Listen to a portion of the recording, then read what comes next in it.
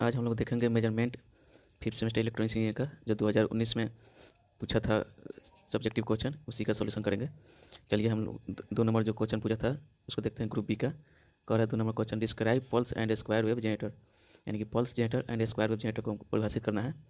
तो pulse generator का हम लोग देख लेते हैं पहले। तो pulse generator is an electronic circuit, यानी कि पल्स जनरेटर जो है वह एक इलेक्ट्रॉनिक सर्किट है और a piece of electronic test equipment use to generate rectangular pulse, यानी कि रेक्टेंगुलर पल्स को जो जनरेट करने के लिए इक्विपमेंट उपयोग किया जाता है उसका एक यह टुकड़ा है, यानी कि पार्ट है। Pulse generator are use primarily for working with digital circuit, digital circuit के साथ उपयोग वर्क करने में इसका पल्स जनरेटर का उपयोग किया जाता है। 2 नंबर हमारा इसमें कह रहा है कि स्क्वायर वेव जनरेटर को परिभाषित करना है। तो हम लोग स्क्वायर वेव जनरेटर को परिभाषित कर लेते हैं।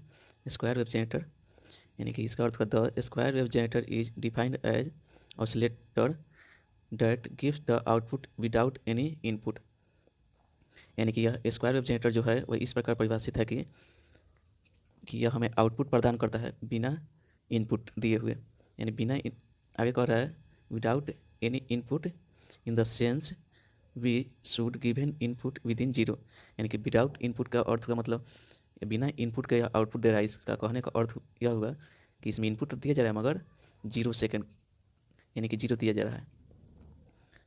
आगे कह रहा है कि mean it must be impulse input generator is use to digital signal processing and electronics application, और ये स्क्वायर वेव जनरेटर का उपयोग डिजिटल सिग्नल प्रोसेसिंग में और इलेक्ट्रॉनिक्स एप्लीकेशन में भी किया जाता है। आगे कह रहा है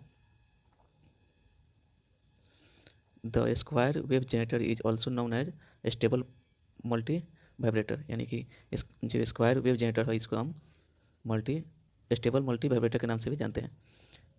आगे कह रहा है a square wave generator has a 50% duty cycle, यानी कि आपको ऑब्जेक्टिव में दे देगा कि स्क्वायर वेव जनरेटर का कितना परसेंट ड्यूटी साइकिल होता है, तो आपको 50% माना है। ये 2 नंबर का और में दिया था question, how a very low value of current can be measured, यानी कि वेरी लो यानी बहुत कम वैल्यू वाले करंट को कैसे मापा जाता है, इसके बारे में पूछ रहा है। तो इसका हम लोग डिफिनीशन देख लेते हैं। There are 2 basic technique for making low current measurement, यानी कि लो करंट मेजरमेंट को मापने के लिए मुख्य रूप से 2 टेक्निक का उपयोग किया जाता है, बनाया गया डिवाइस। एक नंबर है शंट मीटर और 2 नंबर है फीडबैक एमीटर टेक्निक।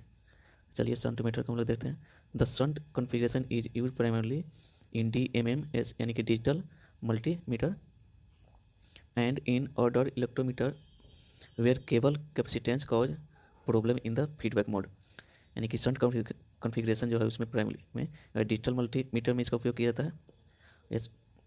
जब मुख्य रूप से यह हम जाने कि जो लो वैल्यू है जो करंट का उसको मापने के लिए किस तरीके का मतलब टेक्निक का उपयोग किया जाता है। तो 1 नंबर है शंट मीटर और 2 नंबर में है फीडबैक एमीटर टेक्निक। चलिए आगे देखते हैं। 3 नंबर क्वेश्चन दिया था, what is the difference between DC voltmeter and AC voltmeter, यानी कि DC वोल्टमीटर और AC वोल्टमीटर में हमको अंतर दिखाना है। तो चलिए पहले DC वोल्टमीटर का देख लेते हैं। एक नंबर कह रहा है the DC voltmeter measure the DC voltage, यानी कि DC वोल्टमीटर जो है वह DC वोल्टेज को मापता है, और AC वोल्टेज में इसी का उल्टा है, AC voltmeter measure the AC voltage. 2 number कह रहा है DC वोल्टमीटर का, the DC voltmeter measure the peak value of DC voltage, और AC वोल्टमीटर में कह रहा है हमारा, और AC वोल्टमीटर में हमारा 2 नंबर कह रहा है the AC voltmeter measure the RMS value of AC voltage, यानी कि जो AC वोल्टेज है वो RMS वैल्यू को मापता है और DC वोल्टमीटर जो है पीक वैल्यू को मापता है वोल्टेज का। चलिए नेक्स्ट देखते हैं। इसी का और में दिया था 3 का, डिफाइन द क्यू फैक्टर, यानी क्यू फैक्टर को परिभाषित करना है। तो क्यू फैक्टर और क्वालिटी फैक्टर इसी का फुल फॉर्म है, इज ए डायमेंशनलेस यूनिट, यानी कि यह क्यू फैक्टर जो डायमेंशनलेस होता है, इसमें बीमा नहीं होता। For the losses of a coil quartz they are inversely proportional for the coil quality and are calculated from the ratio of the reactance to ohmic resistance, यानी कि यह जो क्यू फैक्टर जो होता है डायमेंशनलेस होता है, और इसका उपयोग क्वाइल का जो लॉस होता है और क्वार्ट्ज, यह डायरेक्टली नहीं बल्कि यह इन्वर्सली प्रोपोर्शनल होता है क्वाइल क्वालिटी के और रेसिस्टेंस के रेशियो के। रिएक्टेंस के रेशियो को। इसी को अदर वर्ड में हम लोग कह सकते हैं कि the ratio of the inductive reactance to the effective resistance of the coil is called quality factor या क्यू फैक्टर कॉइल। यानी कि effective resistance and inductive reactance का जो अनुपात होगा वही होगा क्यू फैक्टर। इसका यहाँ पर फॉर्मूला भी है Q equal to XL by R और Q equal to W L by are.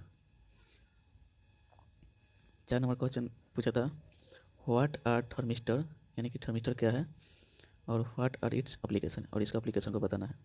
तो चलिए हम लोग पहले डिफिनीशन देख लेते हैं। A thermistor is a type of resistor whose resistance is strongly depends on temperature.